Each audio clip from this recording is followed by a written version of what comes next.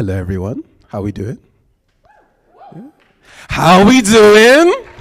Yeah. Happy Friday. How we doing? Yeah. I'm bringing some British energy into this. Yeah. It's funny because we're not very energetic people, but hey, we're trying. Yes, we're very excited to be here today. Thank you so much for allowing us to be on this stage and talk about this journey. It's going to be a fun one. I'm looking forward to it. So yes, reimagining the Northern Lights, a data-driven journey through nature's numbers. Ooh.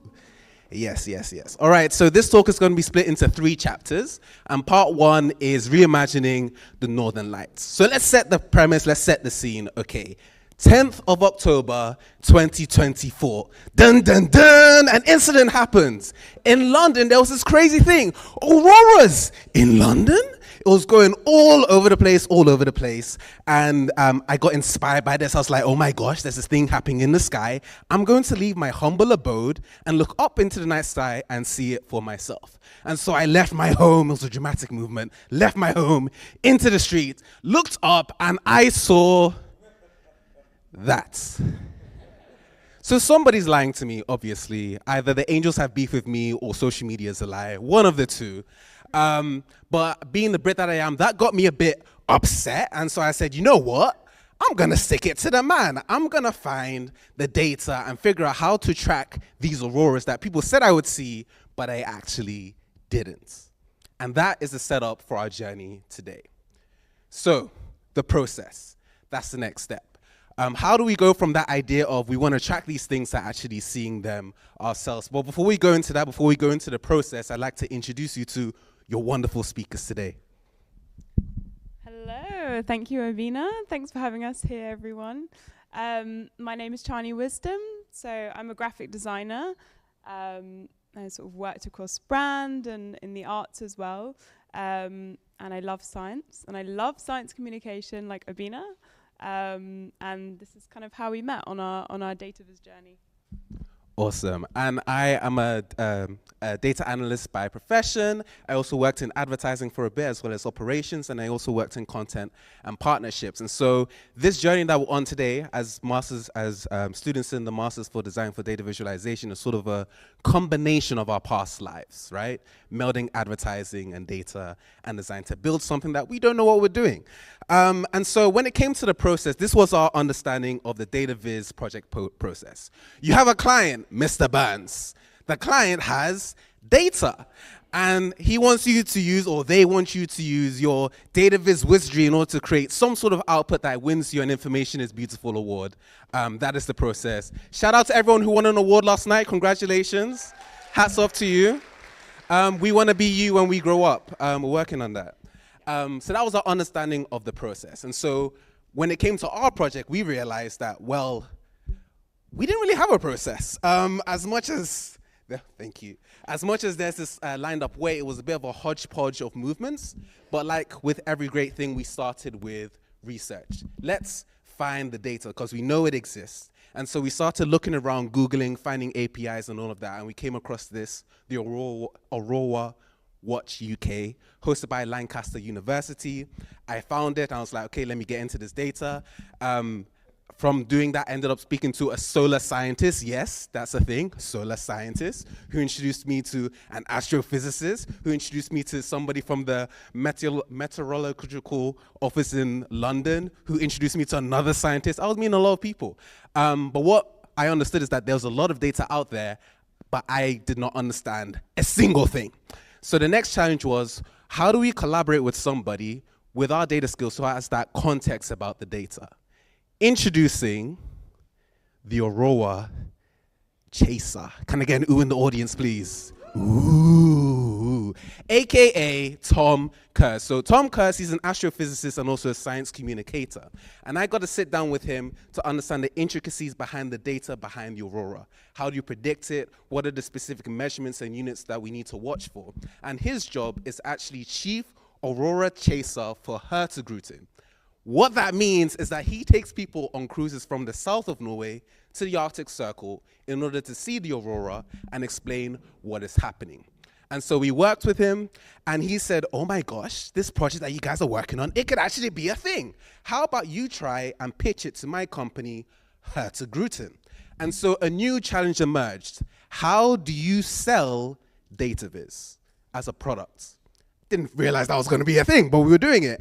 And so we realized that our project wanted it to cross these three circles: awareness, content, something that builds awareness about the company that we're working with, credibility, we want it to be a thought leadership piece within the space, and finally, a story. 2 master students going on this data investigation to find the numbers in nature.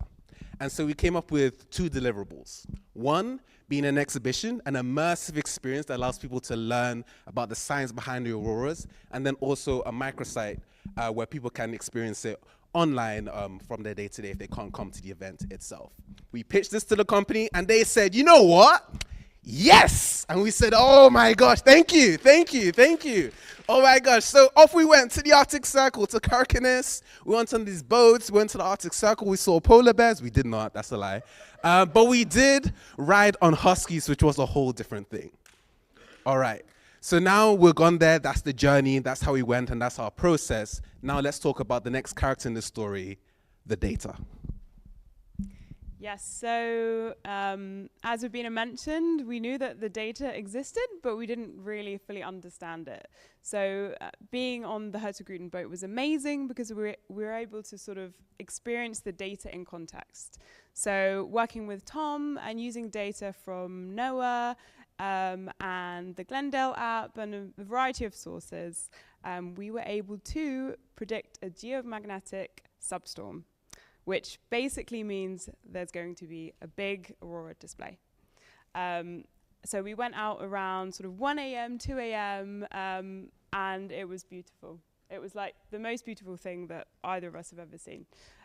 We were very lucky. So this is what we captured. So there was a sort of difference there of our experience of the aurora and actually what we were able to capture. So we had to do a sort of crash course in nighttime photography, which was great. And we were able to get here. Yes, thank you. It took a while, but we got there. And just to say also, you know, the first time we saw this amazing display, we left our cameras sort of in our little bunkers because we wanted to really feel it and experience it, because we're doing an installation as well. So it's about the data, but it's also about like capturing a feeling. So here's some from the pros, just so you can see. And this is a gorgeous aurora display. And we were learning when we were there, you know, the pinks here are connected to the nitrogen levels. And this is a coronal aurora, so this is when you're looking sort of directly up at the aurora. And this is a blank screen. Oh no. Well, oh well. That was a gorgeous green aurora, and we call that a curtain, which is when you look at it sort of from the side on. So this is all stuff we were learning, and now we're sort of on the educational journey. So we're really breaking down those points. How does the aurora form? What's the science? What are the data points? What are the points of feeling? You know, are we in a solar minimum or maximum, plasma, all these things, super exciting. So this is our process at the moment, just breaking down that research. And we're doing sort of UX flow planning, what parts of the educational journey lend themselves well to a web experience, and what parts lend themselves well to sort of physical experiences. And here are some sort of tests from the website, thinking about bringing in personalization, you know, adding your birthday. Was there a solar minimum or a maximum when you were born? How might the aurora look? And I wonder if this will play. We've also been working on, Obinna's been working on Blender to create some sort of gorgeous interactive auroras.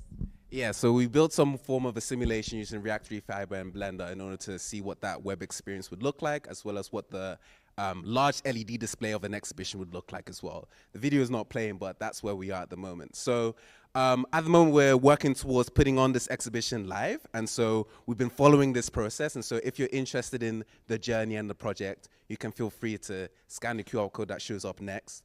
and be able to see and be part of the journey that we're going on.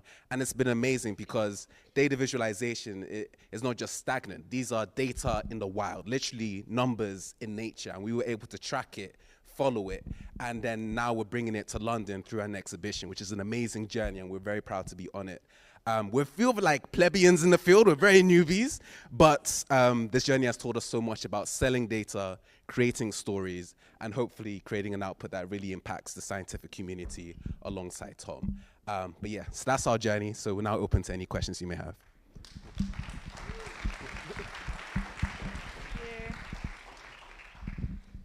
It is such a delight to get to have a chance to have you guys up on stage, and I hope everyone can make it at some point to see their website or London. As we go ahead and start working through our speaker transition and transitioning slides, could I, maybe we take one question from the audience? Is there one question?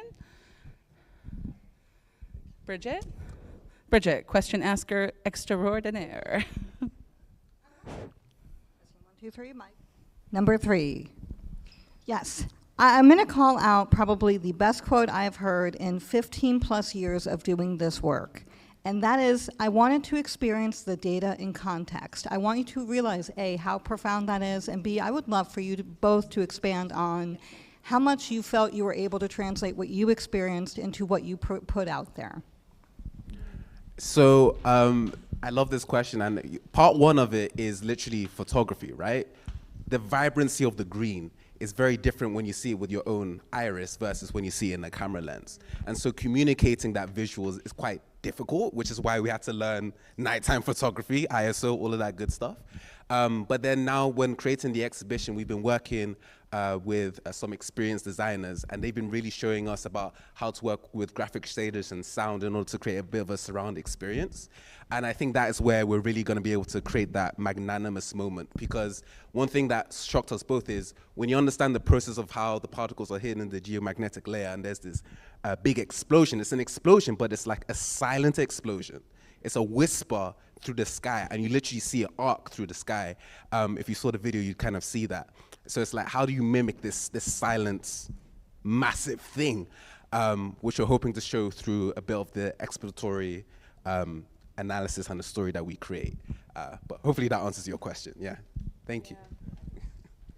Oh. No. Well, it was such a pleasure to have you both. I hope that you will get to submit your exhibition to the IIB Awards in a future year. And thank you so much for being here. If you have more questions, please come chat with them at the coffee break today so that you have a chance to learn more about their great work. And we're so happy you're here. We love having new people Thank you here. so much. Thank you.